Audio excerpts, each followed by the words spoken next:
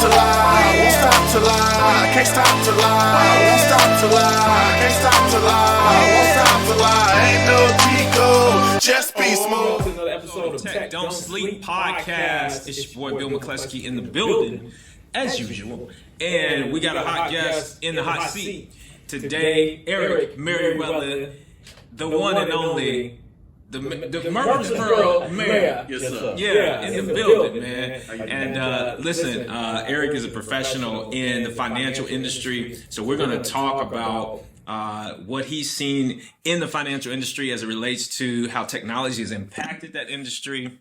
He's a certified financial planner and is building a business with Northwestern Mutual, right? Is that correct?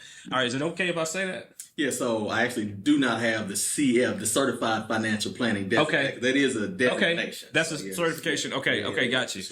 You're in the business and you're an expert. I can say that though. Yeah. You know what I'm saying? Comprehensive financial planning for sure. Yeah, and you've been at it for how long? So as an advisor, a financial advisor, appropriate specific term, this is eight years. So October makes 8 years, but then I was in banking for a decade. So 10 years literally before that. Were you doing financial planning at a bank or were you a banker? Yeah, so we were getting into some aspects of that. So the short and skinny is I started as a teller when I was back in college in banking, and I did banker. Well, I did from teller to banker, then from banker to assistant manager, then assistant manager to branch manager VP, branch manager. So I just kind of climbed the ranks, so to speak. Yeah. And then jumped off the porch. 10 years and, started as... But that seems like a logical progression to work at a bank and then become a financial planner.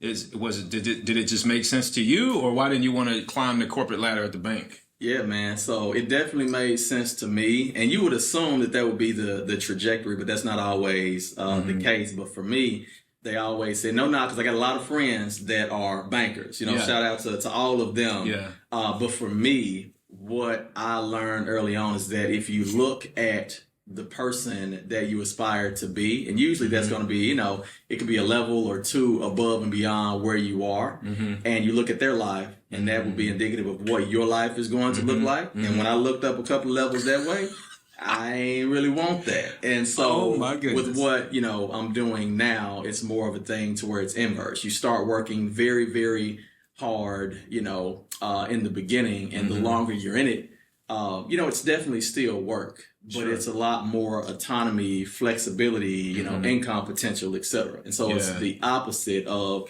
starting off, at lower teller levels. You're working, but you're not really working extremely hard. And the higher up you go, it's more stress and, responsibilities and things. And, definitely takes its toll.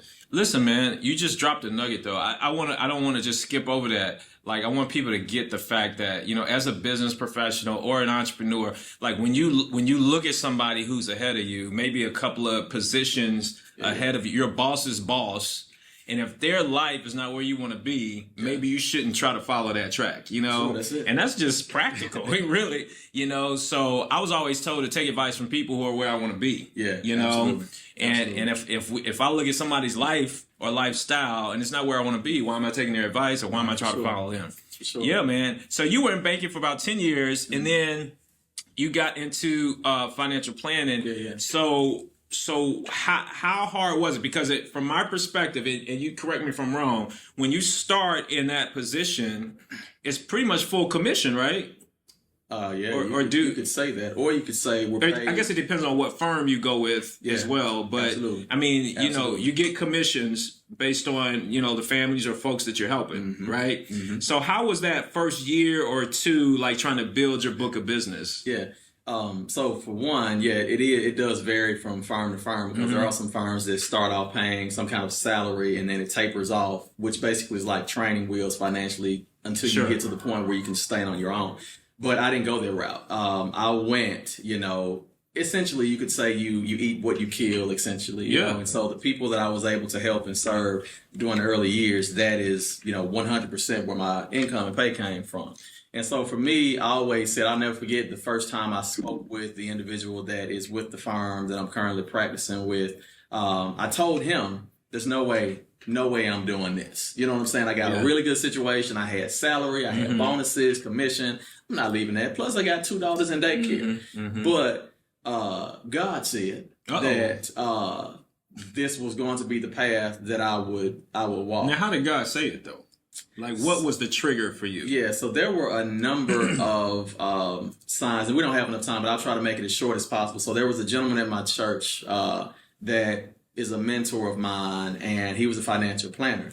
And we had advisors, at the bank, but the advisors weren't doing like comprehensive financial planning. And there's a difference. And so what the gentleman told me is that he helped people, he sat down and really helped people look at every aspect of their financial lives. And in short, he got paid from providing solutions to that.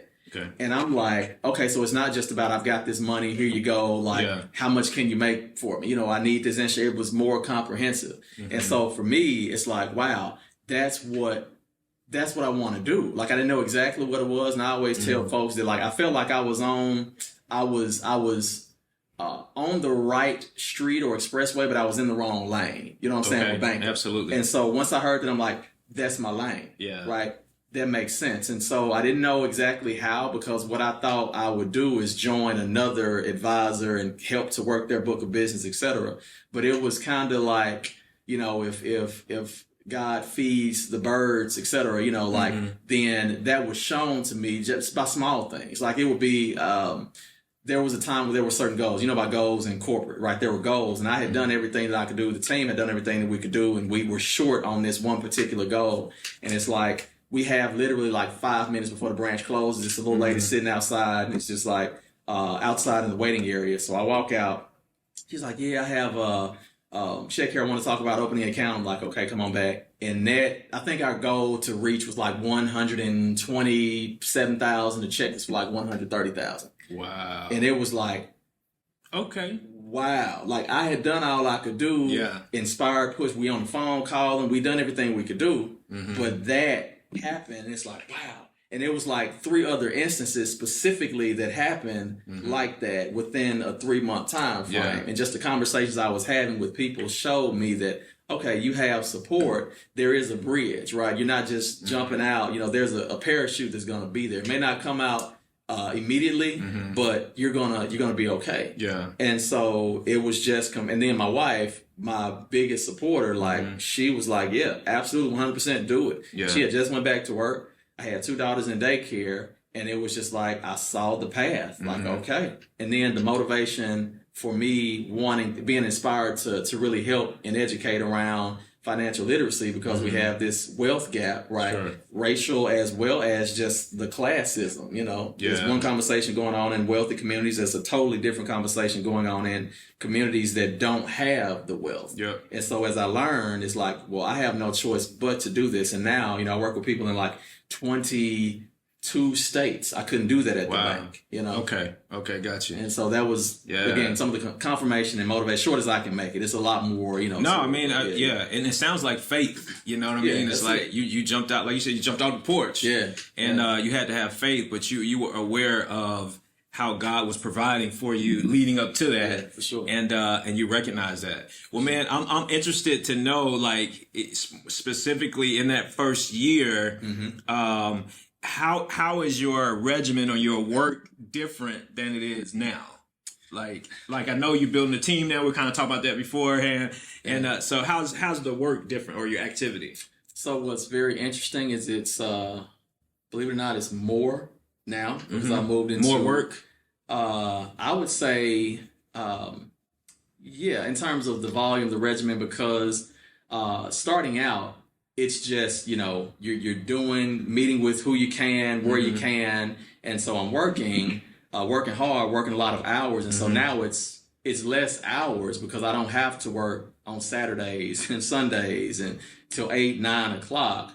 And so family is very important to me, especially so our girls are involved in a lot of extracurriculars. So I work less hours, if you will, but the volume is crazy because now it's this stream of, like, I got a text message from someone who was referred to me by one of my clients right before I came here. And so I get that all the time now. And then also I've moved into this leadership role, director role, where I'm recruiting, coaching, mentoring, training newer advisors into the firm. Yeah. And so the volume and the activity, I'm still one of the top volume in terms of clients, year over year. And It's really because of the passion and motivation that I have, again, of why I'm doing it. But you mentioned referrals, though. I mean, and I've known you for several years. I would imagine you get a lot of referrals just because of the type of person you are.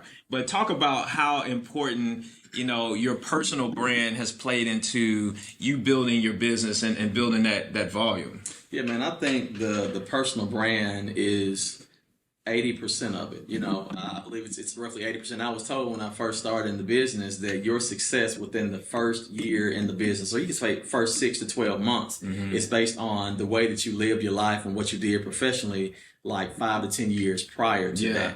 And so that's basically, it's a brand essentially. But past that first year, it's really about how much you pick up, how well you can articulate these visions and complex, topics, and the skill level that you have. And so, for me, I'd say it was very important. Even now, but again, I just believe in being your most authentic self. There are more. I'm happy to see it, like even having locks. You know what I'm saying? You're not going to run into a ton of financial advisors, for one, that are black, but then others that, have locks, for instance. So it's like being your most authentic self is so important. And so with me, what you see is what you get. Yeah. And so I think the authenticity in whatever you are doing is going to attract and people that are looking for folks that they, trust or can trust, that are authentic, so and see what you're getting. Yeah. Yeah. So does that mean you attract a certain type of clientele?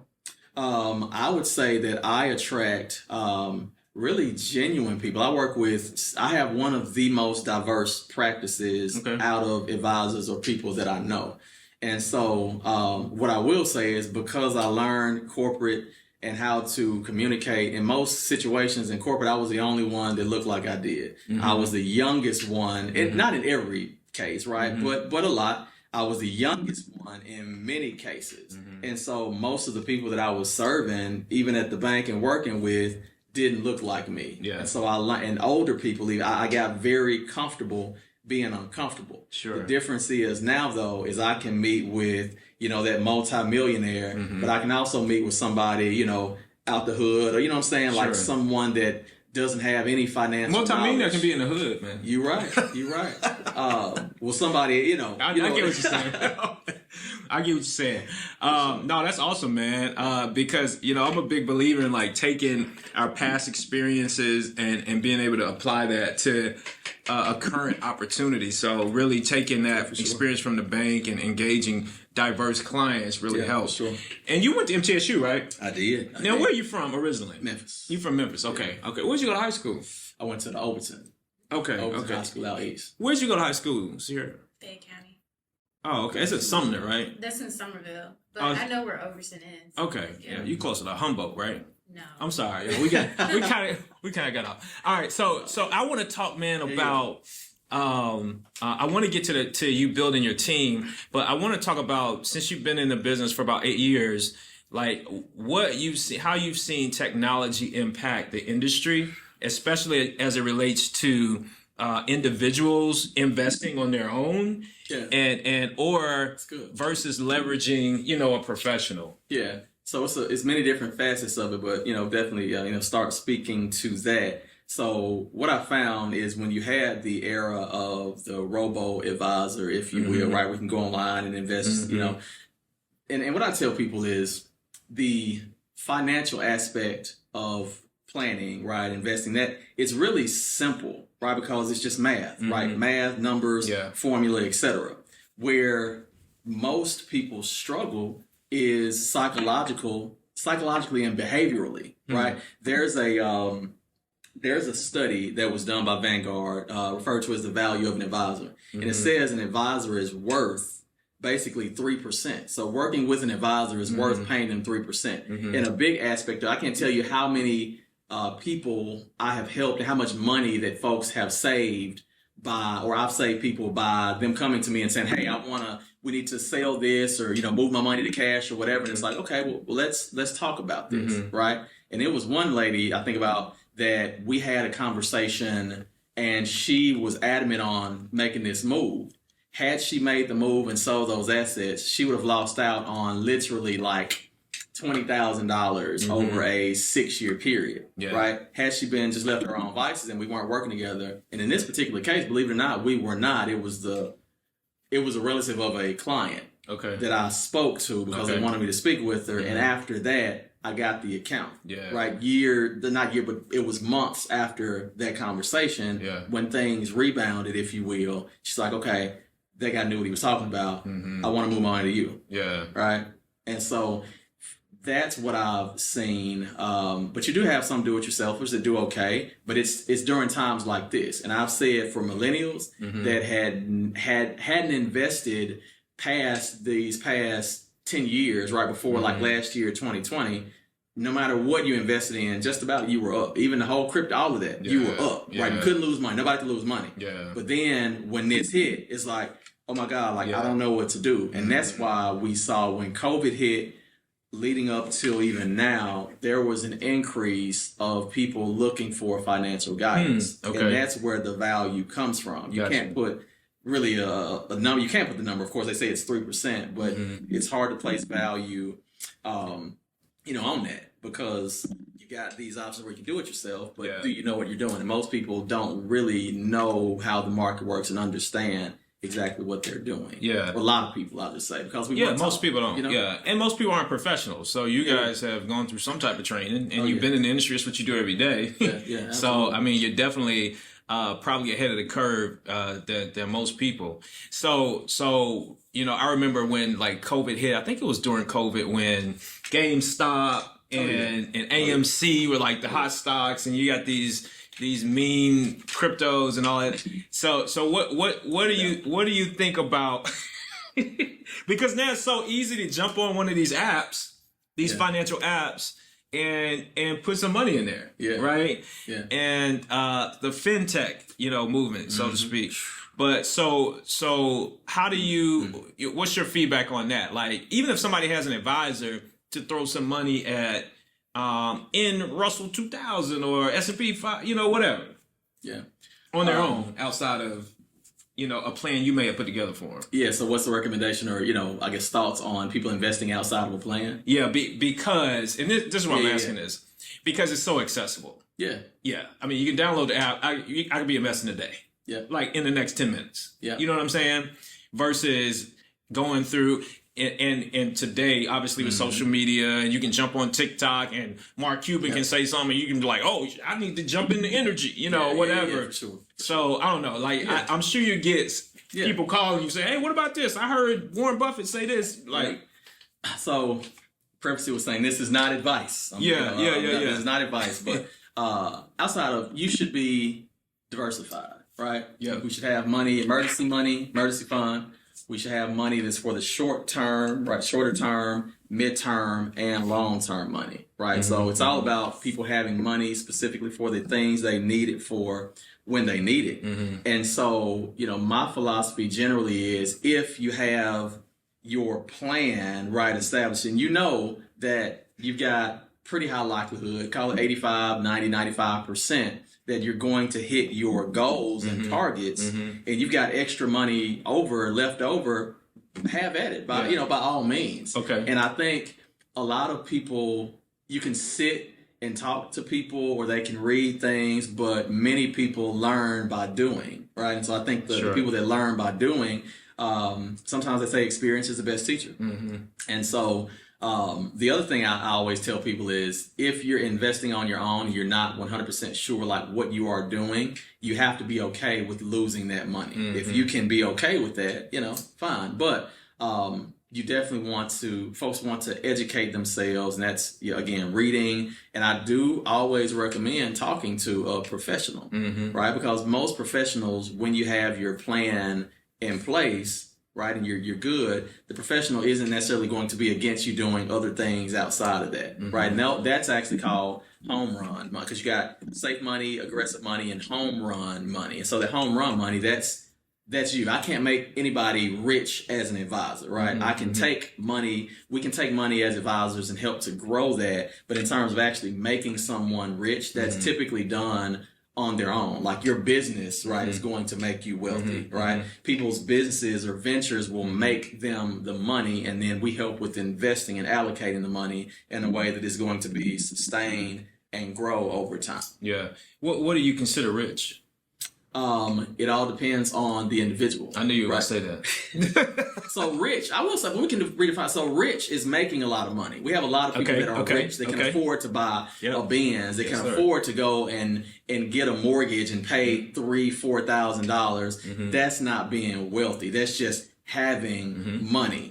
Wealth is something that it's very hard to run out of. Wealth is when you're making money in your sleep, right? When your money is making more money than you are while you're working, and it's hard to spend, right? Because if your money's making $500,000 a year, right? Unless you're living a super extravagant lifestyle, that's going to be hard to outspend that. And so wealth, lastly, it's really a mentality and a mindset, because that's what really differentiates those that become wealthy from those that don't. Because like you said, even, talk about the hood, like Jay-Z grew up in the Marcy Projects, you know what I'm saying? He's a billionaire, you know what I'm saying? Came from very humble beginnings. What made him different, it was what was in between, his two ears, you know what I'm saying? So what's the difference between wealth and generational wealth? Because we hear people talking about generational wealth a lot. Right. Yeah. And now it's almost like people just throw the term around. So give us some clarity on that. So what I tell people that I do is intergenerational wealth planning. Right. So there's a story about the Vanderbilts, and I think this is something that's known, that the Vanderbilts have, in terms of the lineage of that family, they don't have the wealth. It basically ran out, right? And so, like, Anderson Cooper is one of the last Vanderbilts, and he's not wealthy, right? It's been known, it's been talked about. But then you have the Rockefellers, right? The Rockefellers, and what it comes down to is estate planning. There have been a lot of people that have passed, right? And the government gets, 40-45% of their wealth.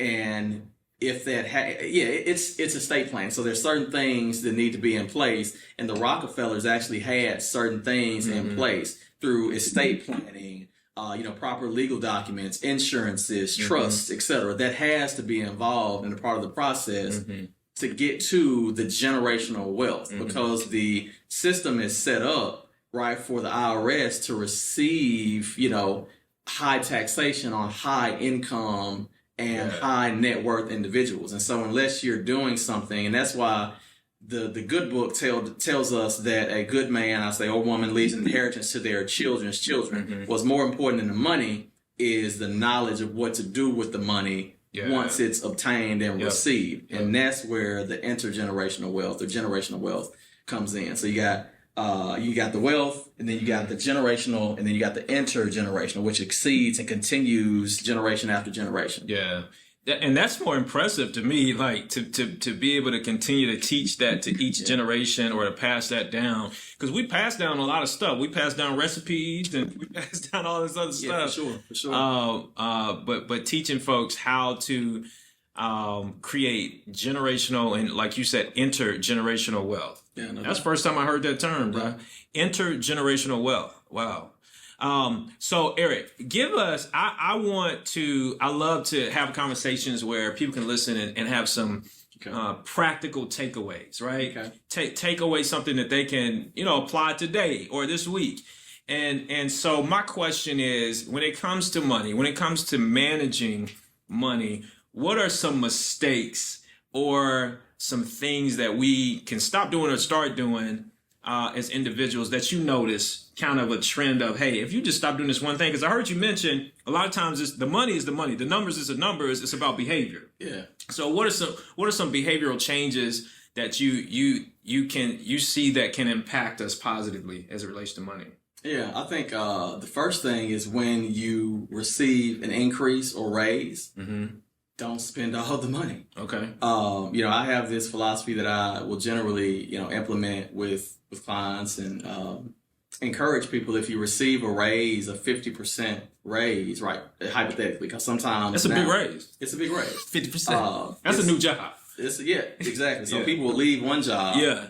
And go to another job making 50% more, say 20% more, whatever that amount is. So if you get a 20% increase, right, you can spend 20, save, invest 20, right? And that's basically living within our means. But everything in media tells us, and especially that could be a rabbit hole, but everything is pulling at our pockets and our dollars. And so it takes restraint, it takes discipline, and it takes delaying gratification. That's that is the key and secret. I feel like it's one of the keys and secret is delaying gratification. Yeah. Right? Not having to have everything now, but save and sacrifice a little now so that I can have lots later. Let me ask you a question, a personal question. Yeah. How often do you delay gratification? So I have had the reverse. And not just with money, I'm just saying like period. Yeah. Like whether it's eating, healthy food or whatever. Yeah, so it's a gift and a curse for me. Okay. And me and my wife have gone around, but it's been balanced, you know what I'm saying? But for me, I believe in sacrificing, delaying gratification because I've seen the effects of what it does long term. Like even with money, like Rick Ross says, being rich forever. You know what I'm saying? Like that's the key. You want to sacrifice now, build, live below your means so that then you get to a point to where you're living on the fruits of your labor. With a lot of things, like even relationally, like even with the relationship, the second most relationship in my life, besides, Faith, my wife, it was like 3 years, the pursuit of my wife was over the span of 3 years. She went to MTSU too? She did. Yeah. She did. And so just again, like knowing what you want and being able to sacrifice for a period of time until you can get that which you desire, even with the business, right? And you know this in being a business owner, you can't go out and spend all of your profits because you will be in the hole. You won't be in business long. That's why the average business, I guess, is still within, 2-3 years, even in the financial industry, the average advisor. So the retention rate is like 9-10%, I believe, in the industry, somewhere between 9-11%. So that means like 10% of people don't make it. And you see these people, and it was this older gentleman that I met with, and this was, again, it was another sign that shared with me. There'll be a lot of, young guys that will come and go that make a lot of money and they'll just spend it, right? But you just, stay disciplined, save your money, sacrifice, delay gratification, and you're going to be all right. You know what I'm saying? It's that makes sense. Yeah. And so, yeah, man, it's a part of my life. I've just seen the fruits of planting those seeds, and I want to reap the benefits. Yeah. You know? No, it's key though, and I think it's a muscle. It's a discipline. It is, for sure. Muscle, and that's why I asked you that, because if you've seen the fruits of that, then you start to develop that muscle. No doubt. And I think that, like, you're right, man. Even for me, man, right before this interview, I'm hungry, right? Yeah. I went back in, I was snacking, and I was about to go across the street, and I was like, man, I ain't spending no money on this vegan restaurant. Stuff's expensive. I said, man, I got food at home. I said, let me eat some snacks, let me do this interview, and then I'll go to the crib and get something to eat.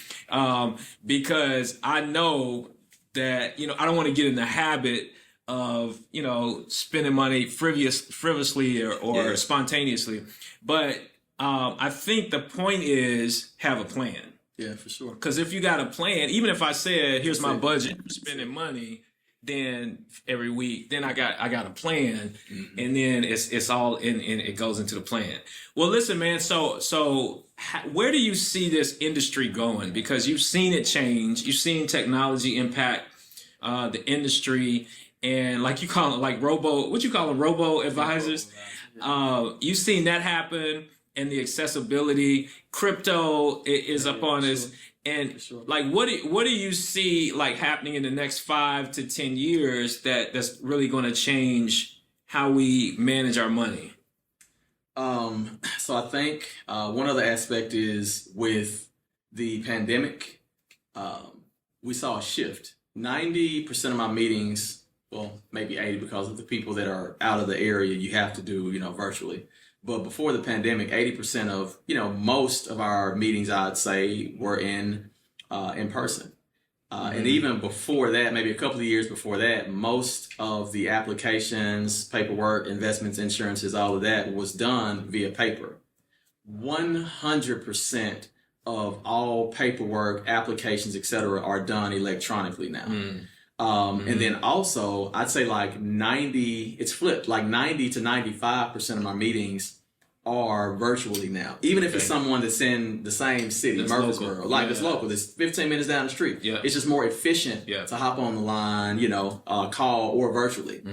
A lot of people aren't preferring to meet in person because of what we experienced during the whole COVID era. So that was one of the biggest positives. I feel like it made things a lot more efficient, right? So now you're not driving to Nashville or, back and forth or Columbia, for meetings or even flying, you do still have some of that, but it's not as on a wide scale as it was. And the other thing I'll say is with all of the uncertainty, I had a call with another client earlier today and they're looking to move out of the area and even possibly out of the state, out of the country for a period of time.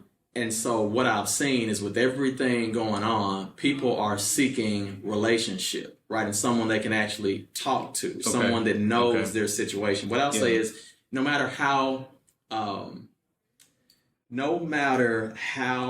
important of a situation where you're looking at an individual wanting to do things on their own, right? So it's very important. I do everything on my own. I know how to do it. I'm trying to get more words together. The most important thing of having an advisor currently, no matter how successful an individual is that personal touch. Because if something happens to me or something happens to the other spouse and they have all of the information, good point, right, that goes away with that individual. And so sometimes it's not always about someone telling you exactly what to do. It's about having a partner and an advocate and someone else sitting at the table that understands your situation, that knows the family, that knows your plans. And unfortunately, I have had the first of a few death claims of clients over the last year. And because I had a relationship with that person, I knew what their goals, what their objectives were, what they wanted for their family, and we were able to carry that out. That doesn't typically happen, if you're doing everything online. You know what I'm saying? Yeah. So that's key, man. That's key. Yeah, I'm big on having a team. Anyway, but I think that was such a good point, man, because if you're building, you could have a huge portfolio. Man, I got friends, they got 7 figures in these apps, man, and I'm like, if you die or if you get hit by a bus, I'm sure somebody's a beneficiary on there or whatever, but at the same time, what if they're not, and how do they access it? Do they have your password? You know what I mean? And all this stuff. Yeah. So it's really kind of, especially if you got a family, man, you want to think about those things. So let's talk real quick too, man, about your business and the expansion of what you're doing. Talk to us about the progression of that and where you're going. Yeah, man. So again, comprehensive financial planning is what I am about, what I do, the intergenerational wealth planning. So sitting down with families, and this is the way that it started. And so really it's just a progression. What I love about what I do is you have the opportunity to serve whoever, however much, at whatever level or capacity you desire, whether it's investments, whether it's insurances, whether it's working with businesses, etc. And so for me, the goal has been to build and establish a team that can truly help to educate and walk with people through implementing the things that they need to make sure that no matter what happens, whether good or bad, with their families, that they're able to realize their true goals and desires that they have. And another thing about the investing, another aspect of it that's, I'll say it's complexities, but it's simple. What should always drive what you're recommending, what people are invested in, how much insurances they have, what types, it should always be tied to what those specific goals are. Yeah. And so we work with, at this point, hundreds of clients, and every client situation is going to be different, right? Some people want to make sure they have money saved for their kids' college. Some people, like a guy today, they want to retire at age 50, 55, right? Some people want to work forever, right? Some people want to get into investing, right? Businesses need things set in place for their employees and staff and wanting to make sure that things are taken care of. And so in terms of what I started working with young families typically, right, 8 years ago, which is crazy. And now it's really expanded to working with, still, some young families here or there, working with more established individuals. Another thing about the industry and where it's going, we have millions of baby boomers that will be retiring in waves. And there's about to be one of the largest wealth transfers we've seen in our time with them passing. And what you'll read is there are not enough advisors to serve or help the families and those individuals with that. And so definitely seeing more of individuals that are nearing retirement that are needing aid and help in managing, money and funds for them. And ultimately, people want to make sure that they don't run out of money, right? So there's a huge emphasis typically on wealth accumulation. And that's all the stuff we're talking about, right? Investing money, the 6-7 figures. So what does that look like, though, when you get to the point where you're ready to just kind of take your foot off the gas and live on that money? Well, what happens if you live too long, right? Outliving your money, right? And then what happens with taxes, right? Because taxes are increasing over the years. We'll see some changes over the next, 5 to 10 years with that, right? So it's helping to plan strategically based on the individual's goals, desires, and needs. And so we've just positioned ourselves to be able to help individuals, families, businesses, high-level professionals, high-income earners, just with helping them to accomplish whatever it is financially that they want to accomplish. And are you planning to build like a large team? I know you said you got a couple of advisors now, or about to be 3 advisors on your team. Do you see yourself having a big firm or a big team, or what's the goal? I think it's really just an extension, because I've been doing this 8 years, obviously, and again, 10% make it. I feel like I have it figured out, you know what I'm saying, in terms of being able to obtain, onboard clients and walk with them. Because many of the folks that you even have or bring on to a team, if you're doing it, in the right way, some of them are clients, right? So you had such an impact on your clients' lives that they realized and have seen in their own lives, and they want to do the same for other people, right? And so for me, it's just about building and having the capacity to help others and modeling the way, because that way we can reach more people, right? I'm only one person. And so that's the thing with leadership. You can touch and impact a lot more people than you could just on your own. No, that's crazy, man. Congratulations on that. I mean, I've seen the growth, and I'm proud of it, bro. Hey, how can people get in touch with you, man, if they want to, engage you and have a conversation or consultation? So Facebook, Eric Meriwether, financial advisor, LinkedIn, of course. Everything's going to be Eric Meriwether, website, ericmeriwether.com. There it is. Y'all reach out to him with any questions or consultation, or to have a convo, for sure. I know it's going to be genuine, and expertise is there.